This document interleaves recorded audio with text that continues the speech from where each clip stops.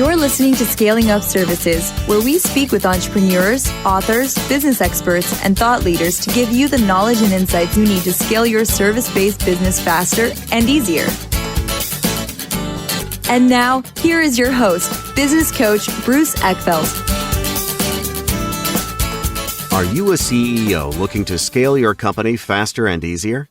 Check out Thrive Roundtable. Thrive combines a moderated peer group mastermind, expert one-on-one coaching, access to proven growth tools, and a 24/7 support community. Created by Inc. award-winning CEO and certified scaling up business coach Bruce Eckfeldt, Thrive will help you grow your business more quickly and with less drama. For details on the program, visit eckfeldt.com/thrive. That's ECKFELDT.com/thrive.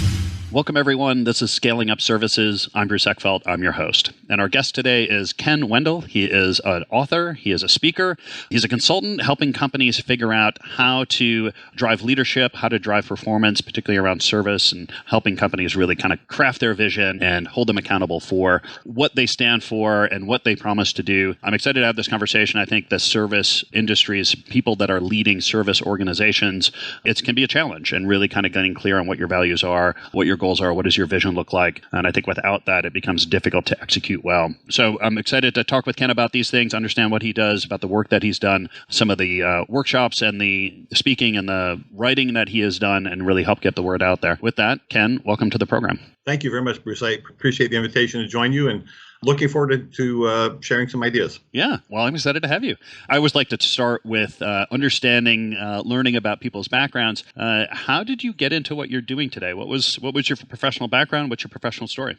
Well, I started out as a COBOL programmer, which I understand that there's a lot of people looking for that these days in the IT field. And I read a book by Tom Peters when I was a programmer, because I kind of got into programming because you don't have to deal with people, you just deal with exactly. Right? And so I read this book by Tom Peters called Thriving on Chaos, and he kind of turned my world upside down. That it really is about people, it really is about relationships. And so it kind of got me thinking about, well, how do I, as an IT person, contribute value to the organization I'm part of? And so my career has been pretty much focused on this idea of value, and how do you enhance your value? How do you add value wherever you go, whatever you do? So that's been kind of my focus over the last 20, 25 plus years. And I think you're aware of the fact that I've tried to capture a lot of the concepts and ideas around this idea of value in the book that I just published last year. Yeah. Well, so let's dig into that and just kind of understand the definition, or, when we talk about value, what are we talking about? Who defines it? What does it mean? Why is it important? And that's actually a great question, because the value means different things to different people. Yeah. And, a friend of mine shared with me, value, like beauty, is in the eye of the beholder. So you can look at the definition in the dictionary, what value is, the benefit, of something or whatever. But I kind of take it, and look at it from a personal perspective. Is it worth it to me? And if it is worth it to me, it has value. If it isn't worth it to me, it doesn't have value. And so I kind of turn that around. Is it worth it to you? The time, the money, the hassle that it takes for something, to my life with it, my life without it. Does it enhance my life by having it in my life? And we've all had the experience where we've gotten something and we go to try to install it. We try to make it work, and it gets to the point where we throw our hands up and just say, forget it, and we shove it aside. In other cases, it's like, wow, I had no idea this could bring so much benefit to me, that the value is definitely worth it. And so you kind of look at this from the standpoint that value comes from what you can do and what you have, and you use what you have and what you do to create value. So you can increase value by either increasing what you can do or increasing what you have, because your value isn't from what you have or what you do, it's what you do with what you have. Yeah. And so that's kind of the starting point, is that, somebody pointed out to me recently that, and it's been part of my thinking for a long time, there are two types of people. There are givers and takers. Givers, it doesn't take a lot to take, or it doesn't take much to take. But to give takes focus, it takes effort, it takes, looking at what other people look for in terms of value and benefit. So value starts with the whole idea of what's in it for others, not what's in it for me.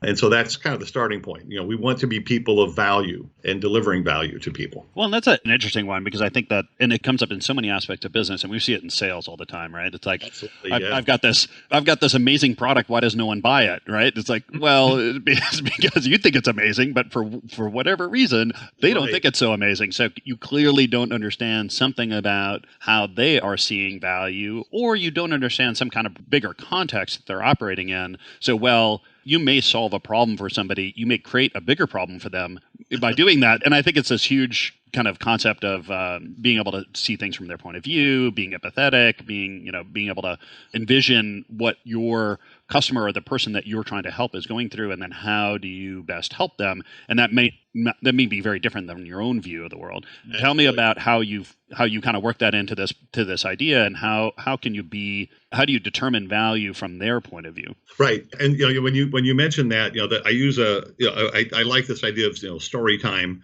And there's a lot of stories I've picked up over the years. There's a lot of stories I've developed by observation. One of my favorite quotes is Yogi Berra, who said, "You can observe a lot by just watching." And that's kind of that's kind of been my the way I've kind of operated is I've watched certain things. But there's a great story about the Segway, the device that you stand on, and some brilliant people, including like Steve Jobs, were like, this is the biggest change in transportation since the wheel, and they saw this tremendous value of this thing, but the general population kind of shrugged their shoulders and go, like, where do I park it? How do I, and all these different types of things. And so again, the value isn't what you perceive it to be. The value is what other people perceive it to be. And perception is a huge, huge part of that.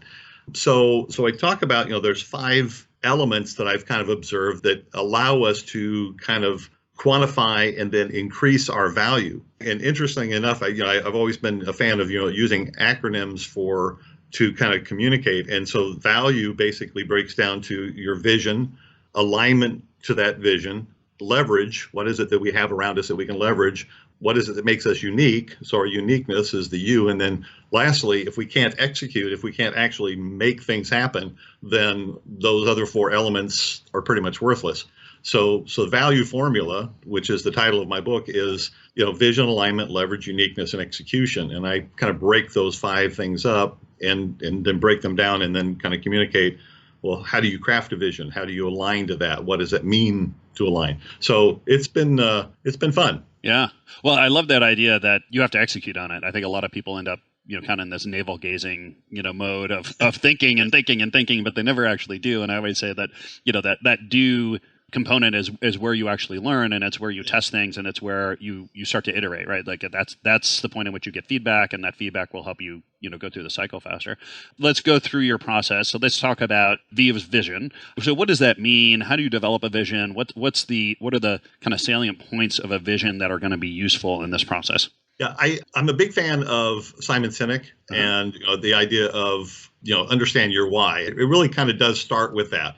And why do we exist? And I find a lot of organizations that they kind of get down the road a ways and they forget why they started doing what they started to do in the first place. Yeah. And then there really is nothing more sad than that they get caught up with the idea of more and bigger and stuff like that, instead of just really saying, well, why did we start doing this? And so a vision statement is kind of, we look at it as kind of like, that's where I'm going. That's my finish line. But in reality, thinking about and creating a good vision statement is the starting point. There was a quote that came out from a Harvard professor a number of years ago that the problem with strategy is deciding what you're not going to do. Yeah. And so it's kind of, and I kind of take that same idea. The problem with a vision statement is you have to kind of decide, well, what am I not going to be? And, because most of us, we have so many opportunities, so many different roads we can take, but yet we have to kind of, our starting point is like, well, what is it that motivates me, drives me? What is my why? And then how do I take that and craft a vision of what my value is? Yeah, I like to say one of my favorite phrases is you can do anything you want, just not everything you want. Exactly. Yeah. I've always said, that, you can't be everything to everybody all the time. Yeah. So you have to be very judicious about what you are going to be, who you're going to be that for, and when. Yeah. And so, this idea of crafting I think the real word is crafting a vision that provides you with your purpose, drives you to establish your goals, leads you to ways to accomplish your goals. It can help you stand out from your competition. And it also, a good vision statement compels you to achieve those goals. Yeah, makes sense. And how do you know, what's your litmus test for having crafted a good vision? Like, how can you tell if the vision is right or not right, or a good one or not a good one? Well, the thing with a vision, a good vision, and again, thinking about it from a value perspective, is it's inspirational and it's aspirational. That you think about your vision statement, and it's kind of like somebody pointed out that I created a model that kind of encapsulates my value formula, and the vision is identified as a star. And it really is, it's our guiding star. It's what kind of makes sure that we're staying on target. Mm-hmm. So it's future-based. It's about, if you look at good vision statements, it's to be, to become, to create. And it's about inspiring and providing that direction internally. And the vision statement really is more of an internal thing. And it kind of tells, where am I? Where is my organization going? What direction are we moving? But again, the litmus test is really kind of like, does it inspire you? Yeah. Does it have the type of wording, the nomenclature that kind of like it gets you kind of like stirred up inside? Yeah. And next in your list, A was for alignment, correct? Alignment, yeah. And, an alignment, again, in the little model that I have is an arrow that basically, underpins and points directly at that star, that vision. If we don't have focus, if we don't know, first of all, if we don't know the direction we're moving, we kind of, go left and right, and we don't really have that power behind to accomplish our vision. So you think of alignment as kind of like putting all the wood behind the arrow, putting our best efforts toward the accomplishment and the moving toward our vision. If you look at like the internal mechanism of a lock, there are those little tumblers in there that if they're not aligned properly, that door is not going to open. So alignment is very important. We know what happens if the wheels on our car are not aligned, right? It could be downright dangerous. Yeah. So alignment has a lot to do with, again, alignment to our vision, alignment to our customers, our core values, and we accomplish those aspects of alignment by our activity. We make sure that what we are doing is moving us in the direction we want to be moving. Yeah, I always talk about in team performance. If everyone's pulling in different directions, it doesn't matter how hard you pull, you're not going to go anywhere. Absolutely, yeah. And you see that a lot where organizations, the marketing department is going one direction, the sales department is going in a different direction, the IT organization is going in a totally different direction, HR is going in a different direction, and it really is about getting people. And that's why, again, having that vision is so important, is to give us something to align to. If we don't have that vision, then people tend to kind of create their own direction, and then that isn't obviously very productive for the organization. Yeah. A Dutch friend of mine had a great phrase, and translates to getting everyone's noses pointed in the same direction. Yeah. It's much more poetic in Dutch, but but I love that idea. It's like, you just got everyone pointing in the same direction. Yeah. Singing from the same song sheet. Yeah. I mean, that's, to have an orchestra with, not playing from the same music can create just a lot of noise and disharmony. So it really is, this alignment of activities. One of my favorite quotes, I think I first heard it when Stephen Covey in the 7 Habits talks about, the most important thing is to make sure the most important thing remains the most important thing. Yeah, exactly. And so that's part of the idea of alignment, is aligning our activities to make sure that what we're doing is actually moving us in the direction that we want to be moving. Yeah, I like it. So that was L, leverage? Leverage. And this, of all the aspects of the value formula, I found the idea of leverage is one that I think is probably the most compelling, because I think a lot of people, they don't really stop to think about it. Leverage basically is gaining an advantage by using something. And one of my little things that I like to do, like in my seminars and stuff like that, is to talk about, the story of the man watching his son trying to move a rock out of his sandbox. Mm-hmm. And the little boy is struggling with it.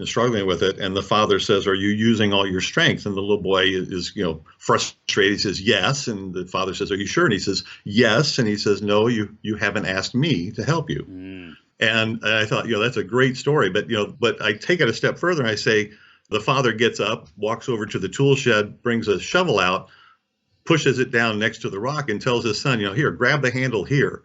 And the little boy grabs it and he says, "Now pull." And he pulls it and the rock just kind of plops out of the ground. Yeah. And the father, says to the son, "That's leverage." Yeah. Leverage is basically can make a difficult job easier and it can make what may seem like an impossible task possible. And there are different aspects of leverage. And I talk about, that leverage in the diagram is kind of a diamond-shaped cornerstone that underpins the arrow on one side. And there are 4 facets of leverage that I talk about. People, you can leverage people. I mean, in all candor, right now I am leveraging you. Yeah, I'm leveraging you too. Exactly, and that's one of the nice aspects. It's not using people. A lot of times people think that that's using people. It's leveraging someone else's expertise, their influence. And we sometimes forget this. And, again, I talk about story time, the story where Steve Jobs called Bill Hewlett and said, I'm looking for this piece. I think it was Bill. It might have been Dave Packard, but I think it was one of the two. He called him and he says, I'm trying to, and when he was 12 years old, Steve Jobs calls him, picks up the phone book, calls and says, I need these parts to do this science project. And Bill Hewlett was so impressed, he gave him a job, working on that very assembly line that summer. And Steve Jobs said he'll never forget that lesson of just reaching out and asking somebody for help. Yeah. And most people are more than happy to do that. And we can leverage organizations, associations, clubs. Toastmasters is an amazing organization that a lot of people have leveraged to enhance their communication leadership capability. And then I also talk about leveraging process. Basically creating something that you can use over and over and over and over again. And something I think people are especially learning now during this, unusual time is the idea of using tools and technology. People who had never thought about doing a virtual meeting by using Zoom or Skype or, some other technology are discovering that, these are tools that we can leverage that enhance our productivity, that in turn enhance our value. Yeah, I think it's one of the underestimated, underutilized aspects of business is taking the assets, the resources, the relationships, contacts we have, and figure out how we can make win-win connections with them, but use them to our advantage, use them to get closer to our goals. Next on our list, was uniqueness. Uniqueness, yeah. And this is another thing, a lot of times we don't know about our own. You've probably heard the expression, you're unique, just like everybody else. Exactly. Right. But, that we have as either individuals or organizations, talents and skills and capabilities that the combination of which are completely unique to us. And, you see a lot of Me Too type of individuals and Me Too type of organizations that they just want to kind of be a carbon copy of something else. And there's an amazing individual that wrote a book that her name, Sally Hogshead. Sally Hogshead wrote the book called Fascinate. Mm-hmm. And she says it's being different is better than being better is being better. I may have just destroyed her quote, but this idea of understanding that our uniqueness allows us to stand out from the crowd, that we can capitalize on what it is that makes us different and use that. And so again, in the model that I have, the aspect of uniqueness is again a diamond-shaped cornerstone that supports the arrow. And I talk about, again, the facets of that particular thing. People is a facet of uniqueness. We look at ourselves or we look at the people that are part of our organization. I found that people always make the difference. I think we recognize that and you see examples of that, but I don't think people really have internalized that it is the people that will always make the difference. If you look at the organizations that really stand out, it always comes down to their people. And how do you make sure that the people that you have are the people that are going to make the right difference? I mean, that's an interesting concept, and I don't know which comes first. Yeah. I have several examples of that. I have a friend of mine that is an HR executive, and he said that the companies that will excel are the ones that focus on talent and talent acquisition and talent development. And you can apply that to sports as well, right? Yeah. How do you develop the talent? And really sincerely creating, again, one of my heroes in business is Richard Branson. And he talks about your first line is not your customer. Your focus isn't necessarily 100% your customer, it's your people. If you treat your people well, you train your people to the point that they could go anywhere, but you treat them so they don't want to go anywhere. That's one way to do it. Make sure that the people you have in your organization know that they are the most important part of your business. A lot of times we forget that. We take people for granted. We talk about them being our biggest asset, and then we throw their assets out on the street. We don't treat them well. Yeah, exactly. Yeah. And another aspect of uniqueness is our philosophy. How do we do what we do? And, I use Zappos as an example. They've captured their philosophy in 10 points. And people, again, they recognize this idea, our environment and what it says about us. And then I talk about the facet of culture and the expression that, culture will eat strategy for breakfast. And how do you recognize your culture is I use the expression of stop, look, and listen. Okay. Stop. Look around you, see what people are doing, how they treat each other, and then listen to what they say, the stories they tell. And it will definitely be an eye opener one way or the other when you stop looking, listen to your culture. Yeah. Any suggestions or strategies that you give when you do that and what you see and what you hear is not so good?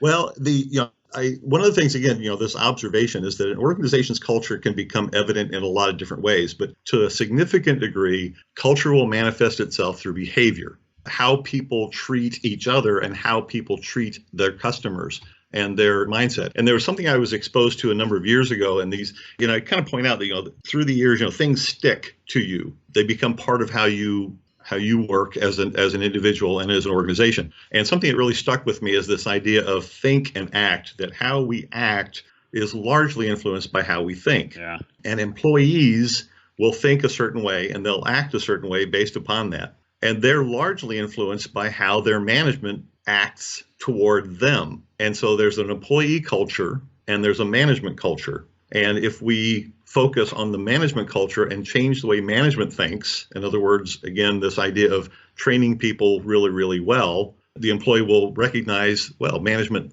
apparently sees me as being valuable because they're investing in me, and I will act accordingly, as opposed to, where the management basically, kick the cat, right? Yeah.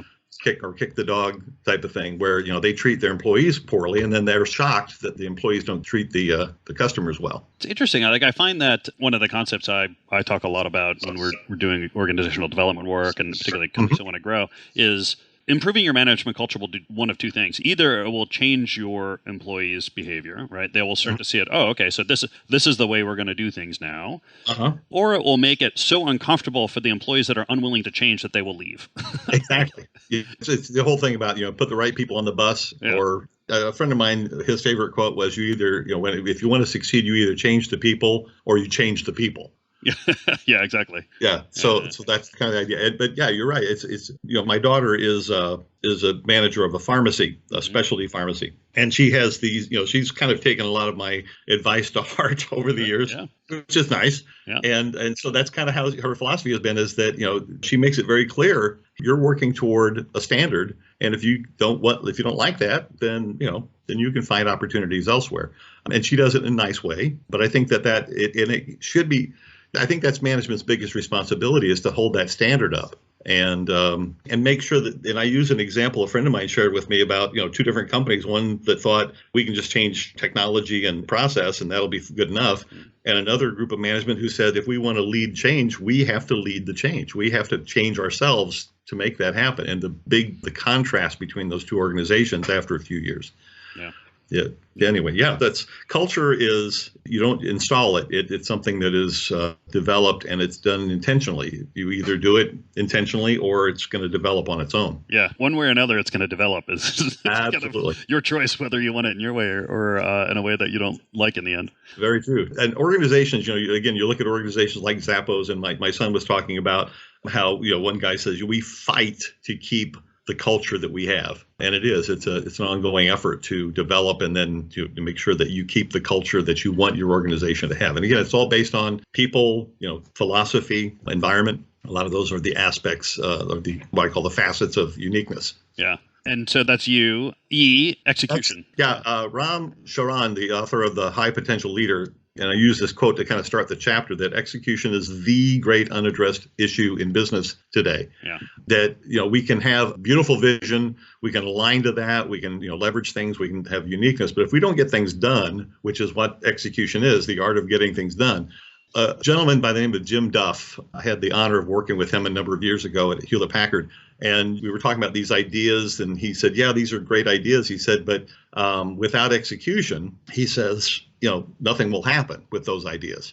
And he said, execution is the secret sauce. And it was almost got one of those like mic drop moments, right? boom. And again, that's something that stuck with me. It is the secret sauce. It's the thing that without it, no value is generated. With a vision without execution is just, pie in the sky. It's a pipe dream. Mm-hmm. So I approach this, from the standpoint of what gets in the way of execution. And a lot of times it's can be culture, it can be politics. And then talk about basically a process for execution where you establish what the goal is, what people need to do to achieve it, where they are in relationship to achieving it. In other words, having a scoreboard where people can see we're winning or we're losing. And then also this idea of accountability. Organizations, I find that, high value, high performance organizations, they hold themselves and they hold their teammates accountable for achievement, for execution. And where, where did this typically fall down? I mean, is this on the accountability side? Like people just don't deliver on the things they say they're going to deliver on? Do people get the wrong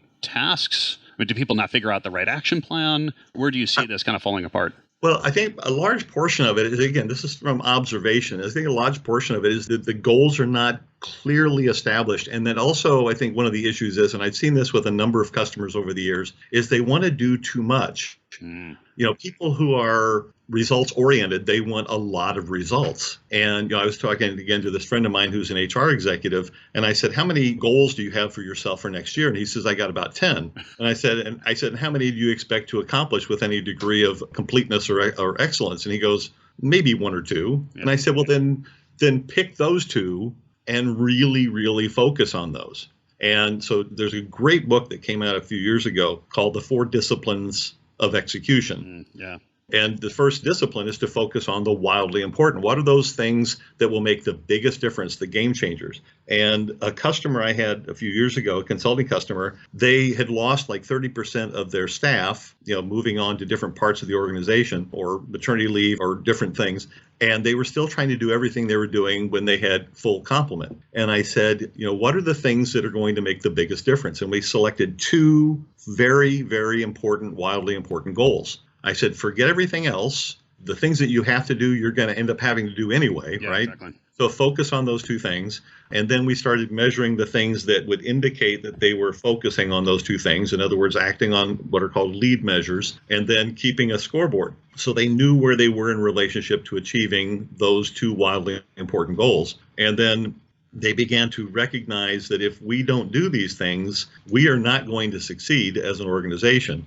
And so they started basically, I was just kind of a catalyst there. They were the ones that were doing the work. They were the ones that were holding themselves and their teammates accountable. Yeah, I think this execution thing is so key, and it's where so many companies end up failing to really execute on strategy. I always like to say strategic goals are the things you need to focus on, or if you don't put focus on, will not happen otherwise, right? There's no external pressures. So that's why we set these strategic goals, and that's why we focus on these things. And I always say I'd rather see a couple of things happen in a quarter than a whole bunch of things happen in a year, because that's the pace or that's the time period you can actually get things done in. I mean, annual goals are good, but it's really what are you going to do in the next 90 days? And more importantly, Absolutely. What are you going to do this week? Yep. And one of the things I've always recommended to people is that, you do this weekly, right? Yeah. You establish, what do I need to accomplish this week? And you hold yourselves accountable to that. And that was kind of, one of the things that I've tried to incorporate in my offerings to the select customers I work with is what I call active accountability, where I will meet with them and I'll basically hold their feet to the fire and say, okay, well, you said you were going to do this. Did you do that? Mm-hmm.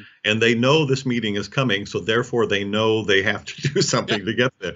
And I think that's part of what you do. You create almost kind of a habit internally of this idea of accountability. Yeah. I said I'm going to do it. I'm doing it. Public shaming. There's nothing like public shaming. I call it positive peer pressure.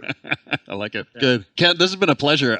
If people want to find out more about you, about the value formula, about the book, about the workshops that you do, what's the best way to get that information? My company website is Edify, EDIFY, ITSM.com. EdifyITSM.com. Edify ITSM, all one and then .com. There's information about me, my book, my offerings, and the seminars I'm doing. I have one coming up fairly soon, which you were talking about the time frame on this, but I will be doing that on a regular basis, making it available online, where people, by the end of the 6 hours of the seminar, they will have kind of marching order, so to speak. They'll have a direction, they'll have some steps that they can take, and then part of that is also the active accountability, where you're going to get back with me and you're going to share with me what you did in the accomplishment of these goals. I like it. I'll make sure that the links are in the show notes here so people can click through, and highly encourage everyone to go check it out and take advantage of it.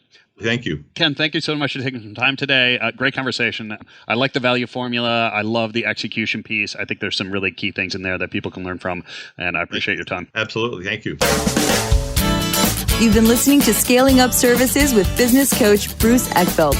To find a full list of podcast episodes, download the tools and worksheets, and access other great content, visit the website at scalingupservices.com. And don't forget to sign up for the free newsletter at scalingupservices.com/newsletter.